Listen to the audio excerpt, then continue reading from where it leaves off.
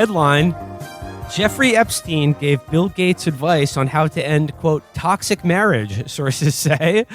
A person Sometimes who attended the side bitch isn't a bitch at all. A person who attended meetings at Epstein's townhouse said Gates enjoyed holding court there. Holy shit, are Melinda Gates' lawyers and PR people putting Bill through the fucking ringer right now? Jesus Christ. Yeah, it's like, what the fuck? I mean, this is... She's going to get like $1 zillion no matter what. I mean, are they trying to make sure that she gets like the Da Vinci Codex that he has or something? Fuck.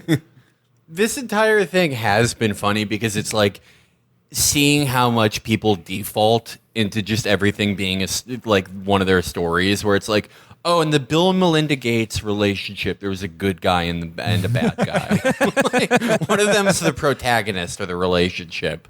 Let's check out what the story said here. It says, bachelor sex offender Jeffrey Epstein gave Bill Gates advice on ending his marriage with Melinda after the Microsoft co-founder complained about her during a series of meetings at the money manager's mansion, according to two people familiar with the situation. Gates used the gathering at Epstein's $77 million New York townhouse as an escape from what he told Epstein was a toxic marriage, a topic both men found humorous, a person who attended the meetings told the Daily Beast. The billionaire met Epstein dozens of times starting in 2011 and continually through 2014, mostly at the financier's Manhattan home, a substantially higher number than has been previously reported.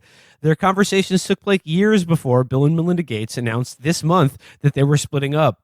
I think what's funny about that is, he's like, oh, he loved holding court at Jeffrey Epstein's mansion, and he loved complaining about the Melinda, shaking the rolling pin at him or whatever.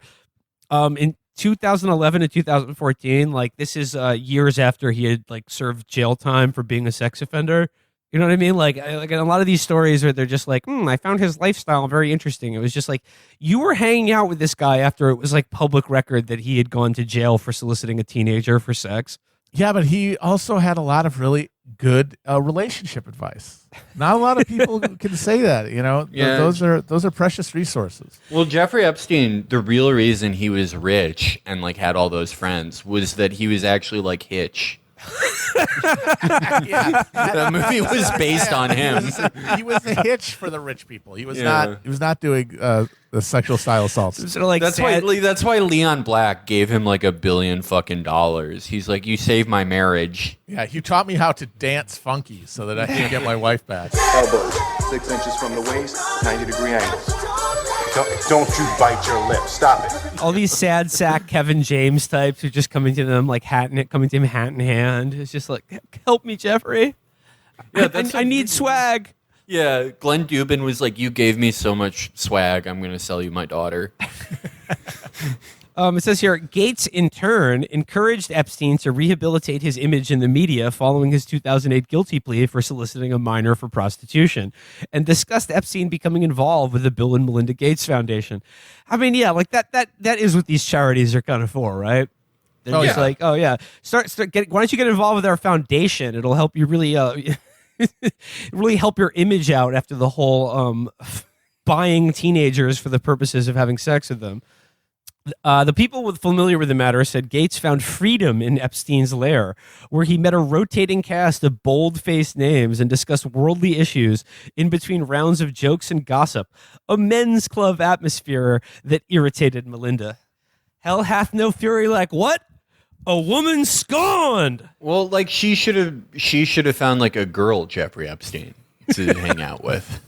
I just love the idea that they're treating Bill Gates hanging around with this guy who is like a Luciferian figure of unfathomable evil, like he's Ralph Cramden going to the Moose Lodge. And his wife is just waving the rolling pin at him.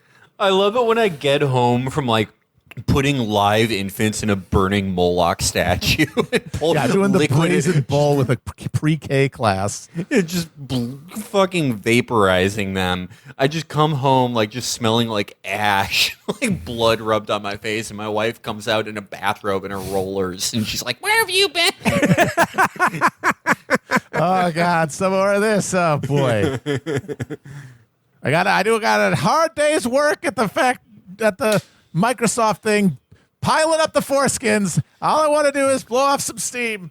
I have to do 5 videos tomorrow where I drink poop and like try to airdrop condoms on sub-Saharan Africa. I'm figuring out a way to make it so that millennials will live in dog cages, and I got to hear this when I come home. One of these days, Melinda, pow, right to the island. It's not an overstatement. Going to Jeffries was a respite from his marriage. It was a way of getting away from Melinda, one of the people who was at several of the meetings said, adding that Epstein and Gates were, quote, very close. A representative for Bill Gates told the Daily Beast, your characterization of his meetings with Epstein and others about philanthropy is inaccurate, including who participated. Similarly, any claim that Gates spoke of his marriage or Melinda in a disparaging manner is false.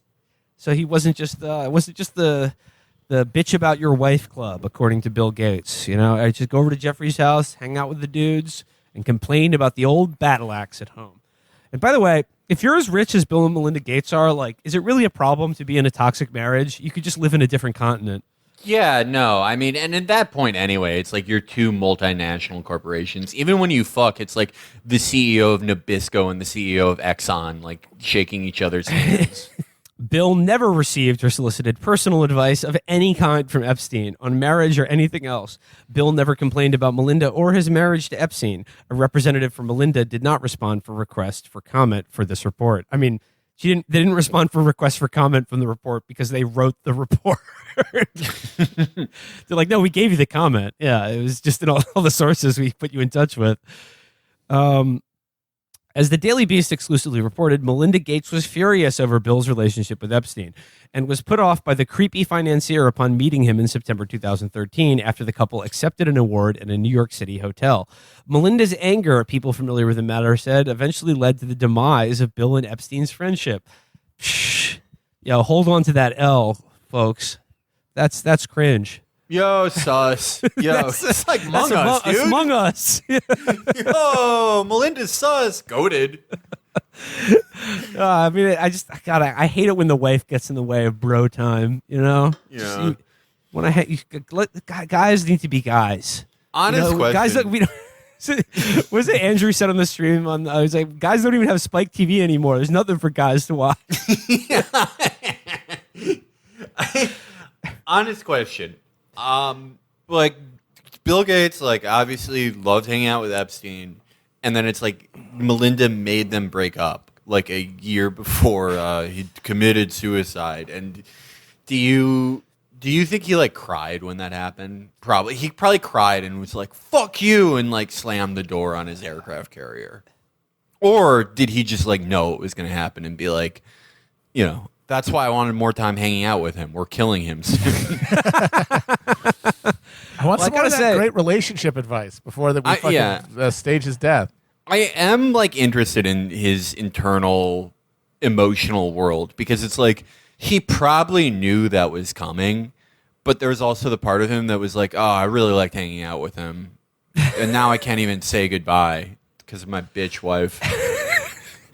I mean, like, it's just such a weird, like, it's such a weird thing to try to navigate the human side of it, which I realize is weird to say with Bill and Melinda Gates, but it's fascinating to me. Yeah, I know. It's just like these are 2 of the most Olympian demons of Earth. Like these are archons of evil, like presiding over the coming, you know, liquefaction of a huge percentage of the global population. And they're also like the Lockhorns at the same time.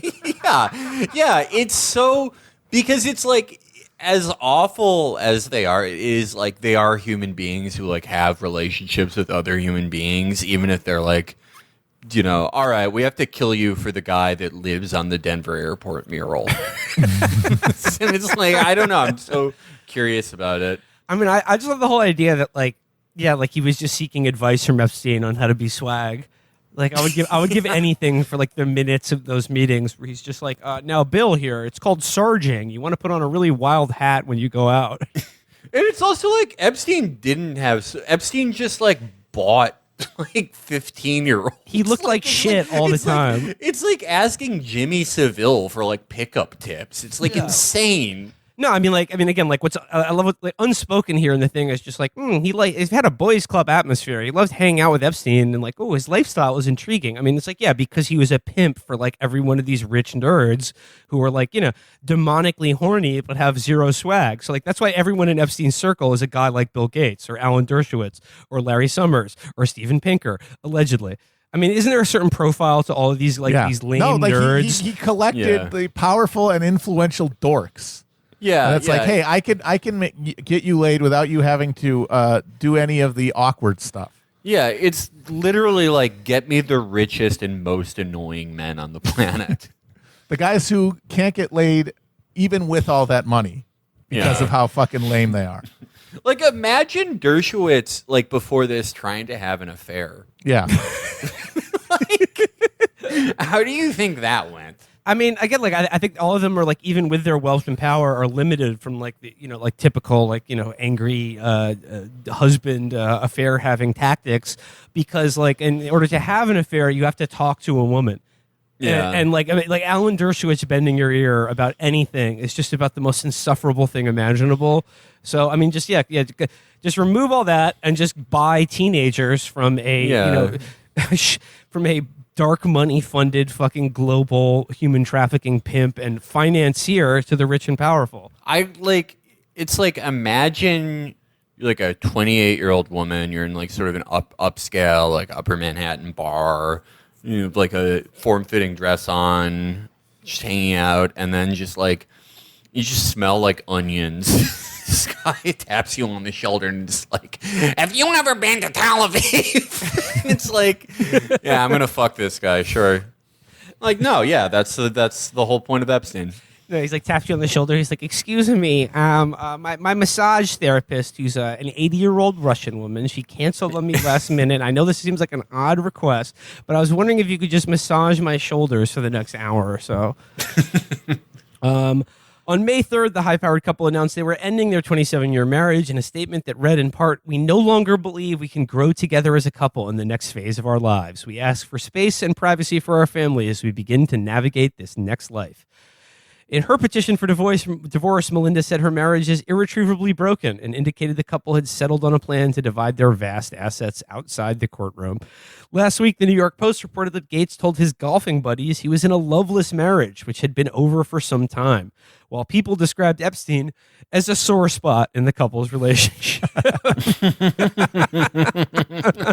I mean, like, that's what's so, like, okay, so this is like, this is coming out now in the context of like their divorce, and I'm sure this is all being seeded by their various PR people and lawyers or whatever, but like still even reading this in the Daily Beast, this is all so veiled about, but it's so obvious what's absolutely going on here, that both parties from the get-go knew exactly who Jeffrey Epstein was and everything that associated with him, and like what going over to hang out with Jeffrey entailed. Absolutely.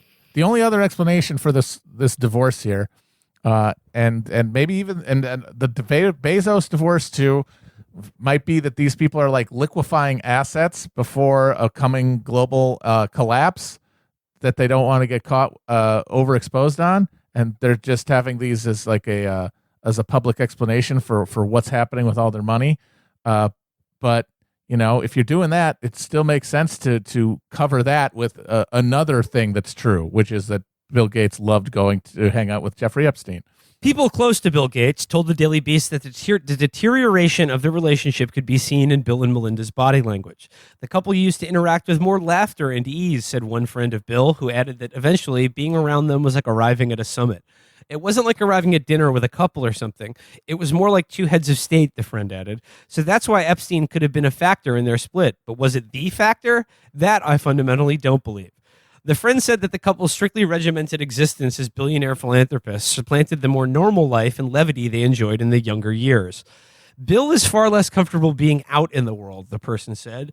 For Bill, it was just so rare he was allowed to do normal things, which is what I think he really craved. Yeah, he craved doing normal things. Normal things. Normal guy stuff. Yeah, like every neighborhood has the hangout for the married men where you summon the demon Baal. That sealed chamber underneath Little St. James, that was just a man cave. Yeah. No, everyone has sacrificed children to the misery pit. Every guy does it, and he didn't get to do it because he wasn't normal enough. Gates may have visited Epstein, a person said, because Gates enjoys talking and ideas and basically arguing with people, and he can be a really brutal person to argue with. He likes nothing better than to get together and debate or lecture people or tell everyone he's doing what he's doing with the polio vaccine. He has an ability, unlike any other person I've met, to lecture to a table of people without stopping for an hour. Boy, wouldn't you love to hang out with this guy? That's believe awesome. He had trouble finding friends. Yeah. It's awesome too because it's like people say that about Epstein, where it's like, oh, he before 2018, it was like, oh, he just loves big ideas, and then it's like you find out Epstein was just like stupid. Yeah, It's like, oh, it turns out the He's only complete thing this nitwit. guy, the only thing this guy like knew anything about was pedophilia. But like when he would get scientists in a room, he would be like, yo, like is pee sterile? Yo, could you like clone me? It's like, What about you? Could you freeze my dick? yeah, and it was like, yeah. What were they? What were him and Bill Gates talking about then? Big ideas, like Yeah. if I nut into the freezer, can I come back to life a million years from now? Yeah. Yo, could you like make a dinosaur? I mean, I wish Big they were talking. ideas, I wish smart they were debates. talking about how to fucking do Jurassic Park. They were talking about how Oh to my fucking God. like how to create the T virus or something. I mean, like, yeah, like it was just like no, but it was all it was men that fit that profile, from like Epstein himself to Bill Gates to Dershowitz to fucking like all like Les Wexner, like run down the fucking list of all these guys. They would get together. Obviously availed themselves of, victims of sex trafficking, but and then like the big ideas they would talk about is how can I live forever, and how can I make sure that every child born in the future carries my DNA?